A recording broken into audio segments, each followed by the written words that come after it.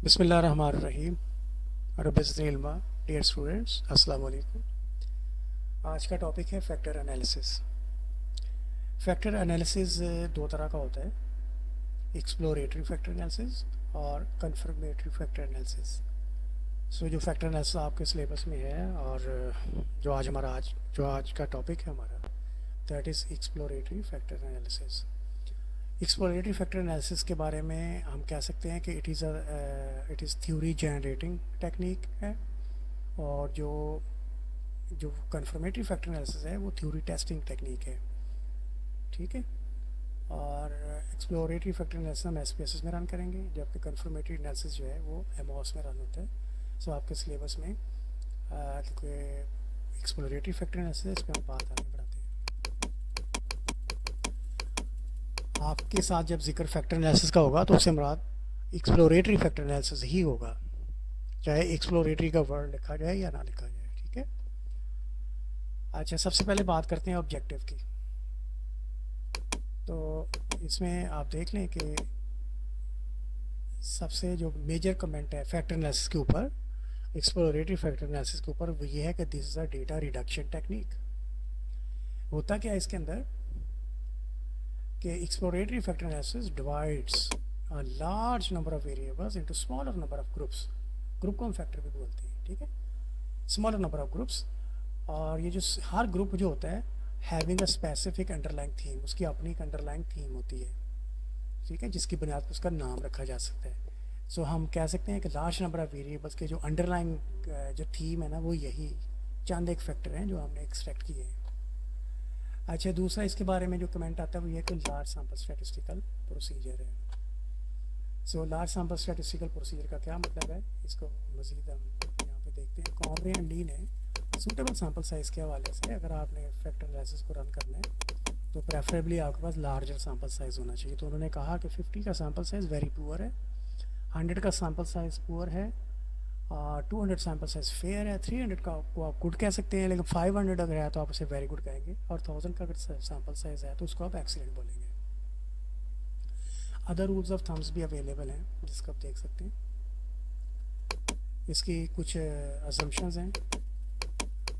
उसमें जो सबसे इम्पोर्टेंट है वो ये कि क्वांटिटेटिव मेजरमेंट्स होनी चाहिए आपके पास, इसलिए हम स्केल वेरिएबल्स को इसमें इस्तेमाल करेंगे। ईच वेरिएबल डिस्ट्रीब्यूटेड नॉर्मली, ये मेजर दो इसकी वो हैं असम्पशंस हैं। एप्लीकेशन आपने बतानी है कि आपने फील्ड ऑफ स्टडी में आपने बताना है कि ये फैक्टर एनालिसिस टेक्निक जो आप पढ़ रहे हैं, how can it help you in a given scenario in your field of study or in your field of practice। Factor analysis के ना दो फेजेस होते हैं, एक होता है, एक फेज को हम बोलते हैं एक्सट्रैक्शन फेज, दूसरे को बोलते हैं रोटेशन फेज। ठीक है। तो रोटेशन में जो मेथड्स हैं, कुछ मेथड्स हैं वो ऑर्थोगोनल होते हैं, कुछ ऑब्लिक होते हैं। तो ये तीन मेथड्स जो हैं, वेरीमैक्स, क्वांटीमैक्स और इकोमैक्स, ये orthogonal rotation method of rotations कहलाते हैं। और प्रोमैक्स और डायरेक्ट ओब्लिमिन जो है, ये इसको हम कहते हैं ओब्लिक मेथड्स ऑफ रोटेशन। और ऑर्थोगोनल मेथड ऑफ रोटेशन में जो वेरीमैक्स है वो सबसे ज़्यादा पॉपुलर है, मोस्ट वाइडली यूज्ड है। तो एक्सट्रैक्शन फेज़ में जो आप मेथड यूज़ करते हैं उसको प्रिंसिपल कंपोनेंट मेथड बोलते हैं।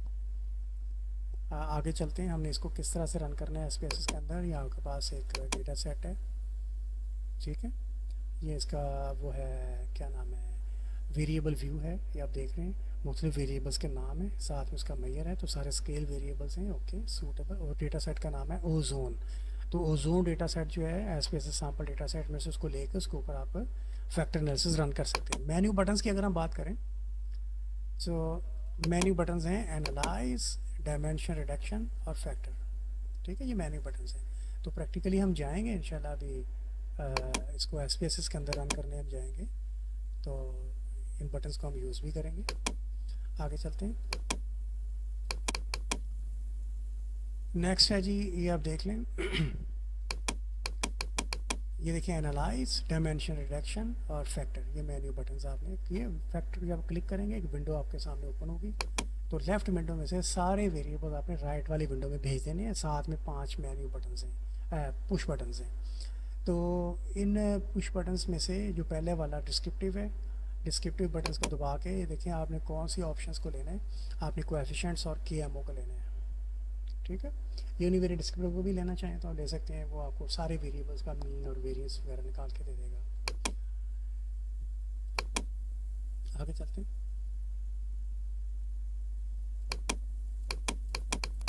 इसके बाद पुश बटन है एक्सट्रैक्शन।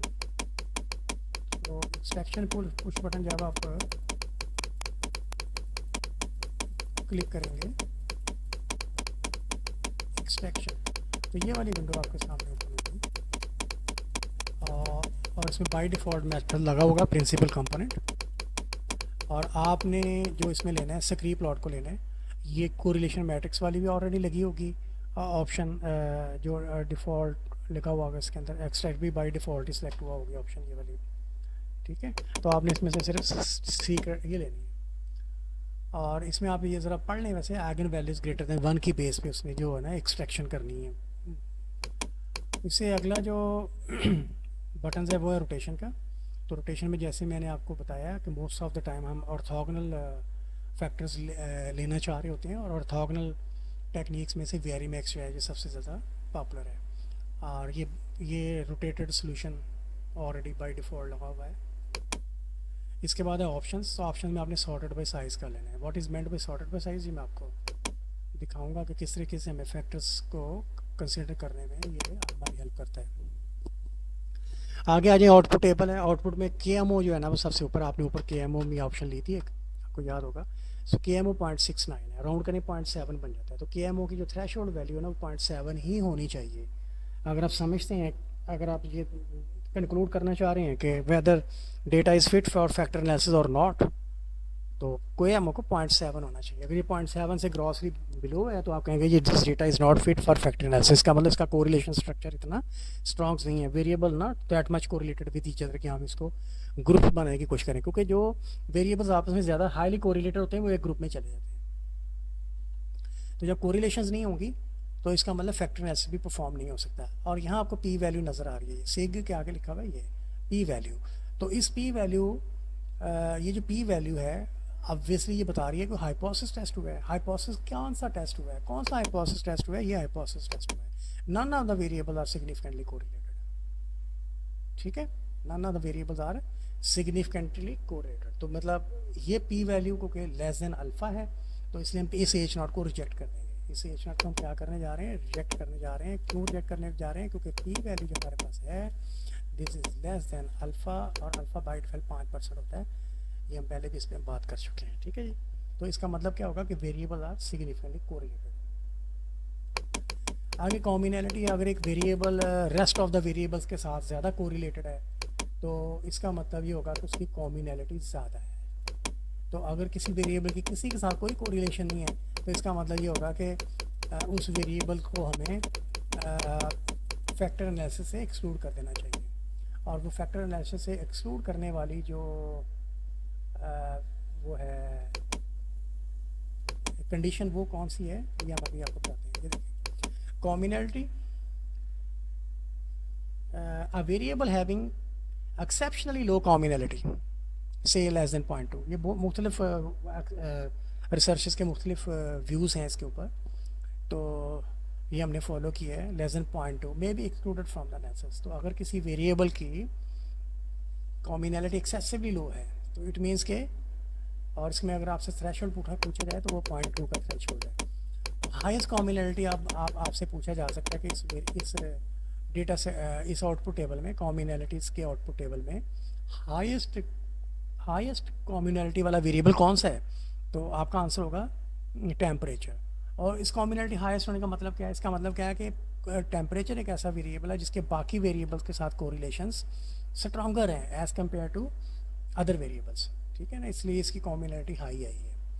और कोई एक्सेसिवली लो कॉम्बिनैलिटी है तो हमें कोई एक्सेसिवली कॉम्बिनैलिटी लो नज़र नहीं आ रही। अगर 0.2 से कम नज़र आती तो हम कहते हैं, और हमसे पूछा जाता है अगर किसकी एक्सपेरिमेंटली कम है, ओके हम कहते हैं फ़लाँ की कम है, ओके इसके साथ क्या किया जाए, तो हम कहेंगे it should be excluded from the analysis. आगे चलते हैं, आइगन वैल्यूज़। आइगन वैल्यूज़ आपने पढ़ा हुआ होगा, आपने देखा होगा, हमने ऑप्शन जब ले रहे थे तो आइगन वैल्यूज़ ग्रेटर देन 1 को मैंने आपके सामने हाईलाइट करके रखा था। तो ये देखें, दीज आर आइगन वैल्यूज़, ये देखें